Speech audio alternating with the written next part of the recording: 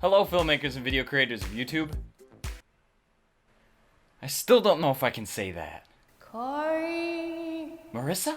Of course you can use it, Corey, but thanks for asking. Oh, awesome. Thanks, Marissa. You're such a nice young man. Marissa, you're making me blush.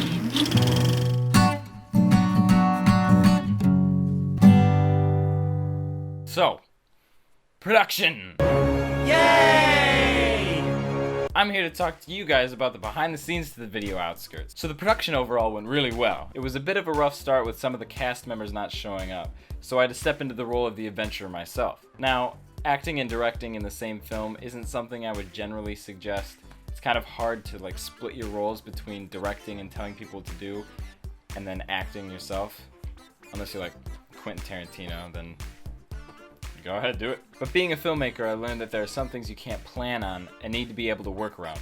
Like people not showing up, the weather, there are always technical difficulties. Now the gear that we used for the video Outskirts wasn't much actually.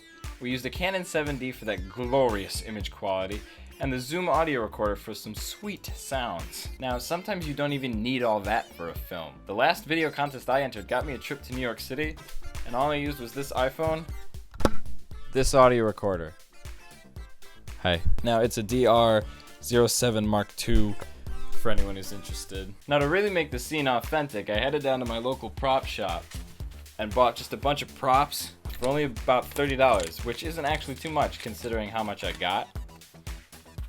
I'm leaving the wizard hat on now. And after pulling together the right props and the right people, we ended up having a great time and made a great video that we could enter into a contest confidently. And remember, always, always, always thank your crew. They donated their time to something that you wanted to do. The crew that I was working with did it for free basically. I mean, I bought them all some food, I bought some donuts for all of them. Side note, if you promise food, people will usually show up to whatever you're doing just because you have food. So if you really need a lot of people for a project, you get some pizza or some donuts or something. But they put aside their time to listen to you tell them what to do for a couple hours, and that's really awesome of people to do. Now,